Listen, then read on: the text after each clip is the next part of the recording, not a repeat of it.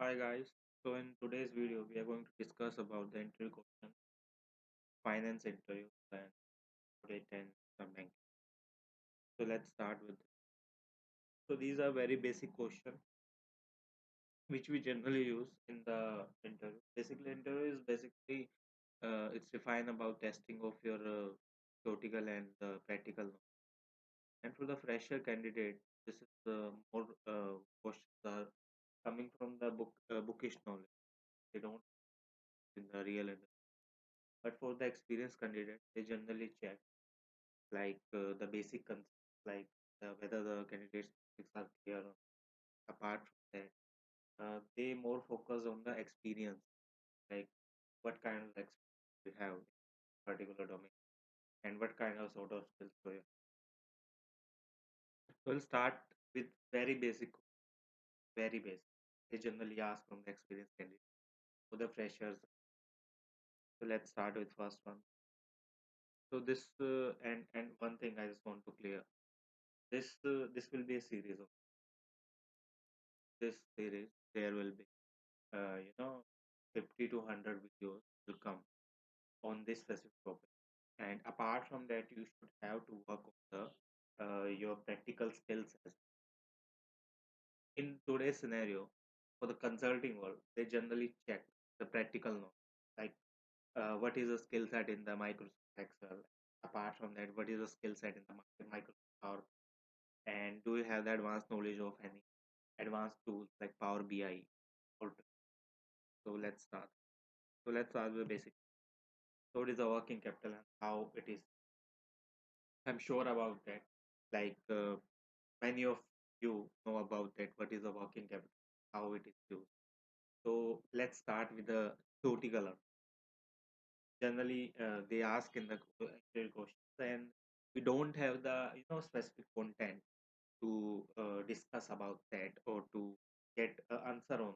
So let's start. So first we tell that like working capital is equal to current assets minus current liability. Yes, true. Like working capital, suggested by name. Working. It's a working defined by day-to-day work. The capital. It's like a money requirement to engage your business. Run something like that. The current assets minus current liability. Like let's say today I have the 1 crore current asset, 70 lakhs current liability. So my working capital is 30 lakhs. So this is something like. Apart from that, if it is positive, like I have the 30 lakhs as a positive, it means that company can pay off its short-term liability with its short-term asset. Like today, I have the cash and the bank overdraft and bank balance of around 1 crore, and the sort of thing I have the creditor like 70 lakhs. So I can pay my creditors with from that amount, the current asset. So this is something like it is often present as a financial metrics and its magnitude and sign tell you whether the not company is sound.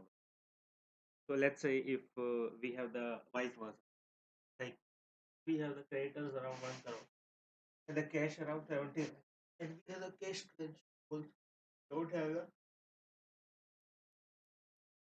current asset to cover up that liability that will be a cash. So in this case, there's a not sound decision. Um, so that's why we will matrix it on the basis of another thing. But if this is positive, so this is sound.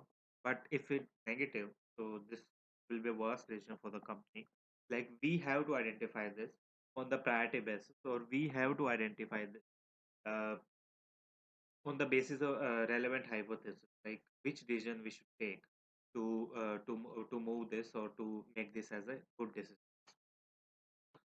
Apart from that, what is the difference between the account receivables and the deferred revenue? So this is a very basic question, like they generally ask in that question. Like what is the difference between the account and the deferred revenue? Like number of the candidates don't know about like what is the deferred revenue. So that is quite hypothetical, and that is confusing scenario that time because at the time of interview you are in the mental pressure, and apart from that there's a inferiority complexes. So that is a different scenario for us. So that's why. So we'll discuss about. So account receivable is something like that. Cash is not yet been collected in the cash from the customer, and that is pending with the customer, and we have to collect. Whereas the deferred revenue is the account receivable represents how much company is waiting on. Whereas the deferred revenue represents how much it has already collected in cash, but waiting to record as a revenue. Let me give you an example on this. Like you all have the Netflix subscription, not Netflix, and so let me take a very simple example. Like if you subscribe for any plan of Netflix, so there's a three plan on the screen, right? 3 months, 6 months, or 12 months. And on the today scenario, like today, I'll subscribe for a 3 months. So for the company, they'll get the revenue today itself. Like I'll pay 1990 today itself to the company. But this is on the concept of accrual basis. This is the revenue of company. Like no, on the concept of cash basis. Today is the revenue of company. But is the service really given by the company today or after the 3 months? Or this will be recurring around the 3 months. This is the same model with the Flipkart as well. Same model with the every video streaming platform or the every subscription platform they are offering right now. So this is something like that. Like I have received the revenue for 3 months, next 3 months today, but that is not related to a today's revenue. That is related to the future revenue. So that is a deferred revenue. Like we receive the amount today, but we will defer this every month on the recurring basis till the last month of the subscription amount. So this is kind of deferred revenue for us. So this is for the today's video. Like we'll discuss the, if we discuss everything in the one video, so this will be become a very lengthy video, and that's a very boredom and hectic for the everyone to watch that entire video. So we will, make this on the basis of branches, and apart from that, we'll try to make this as more engaging with the real life experience that will help you to understand in a better way. So best of luck, and if you like the video, you can subscribe the channel, like the video, and share with your friends as well. Thanks a lot.